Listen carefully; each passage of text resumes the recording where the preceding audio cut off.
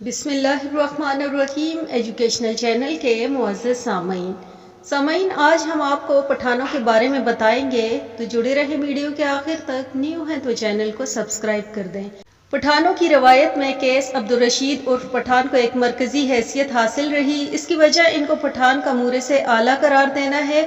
19ویں صدی تک افغان مورخین ان کے حقیقی شخص ہونے پر زور دیتے رہے، لیکن اس کے بعد افغان سرکاری مورخین اور انگریزی مورخین کے ایک خیالی وجود قرار دینے لگے۔ بعض روایات کے مطابق کیس عبدالرشید نبی محمد صلی اللہ علیہ وآلہ وسلم کے ایک پشتون صحابی تھے۔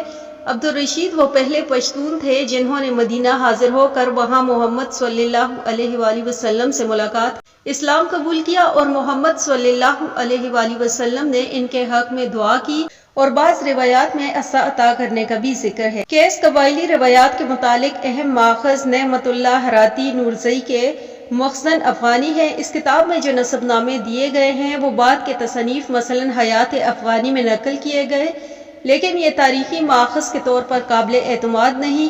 تاہم ان روایات کے سلسلے میں جو 17ویں صدی میں افغان میں مشہور تھی قابل قدر ہیں۔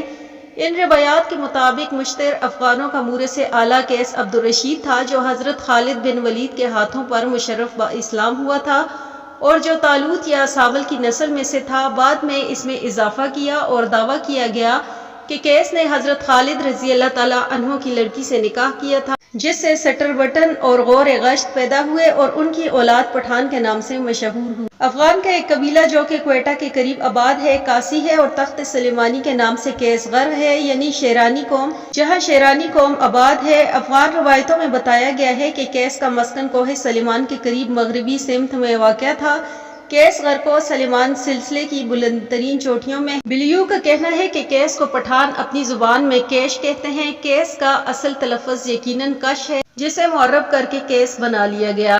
کشن جو وشنوں کا اوتار ہے۔ تمام تلفظ وسط ایشیا کی آرائی اقوام نے بطور نام کے فرد اور قبائل کے لیے استعمال کیے ہیں۔ کشن یا کشان یا کوشا اپنی عروج میں سطح ایشیا میں ایران اور افغانستان میں شمال سے تا ہند تک پھیلی ہوئی تھی۔ کشن سلطنت جو پہلی قبل مسیح سے 5ویں صدی قبل مسیح تک قائم رہی، اس طرح یہ سلطنت 500 سال سے بھی زیادہ طویل عرصے تک افغانستان میں قائم رہی۔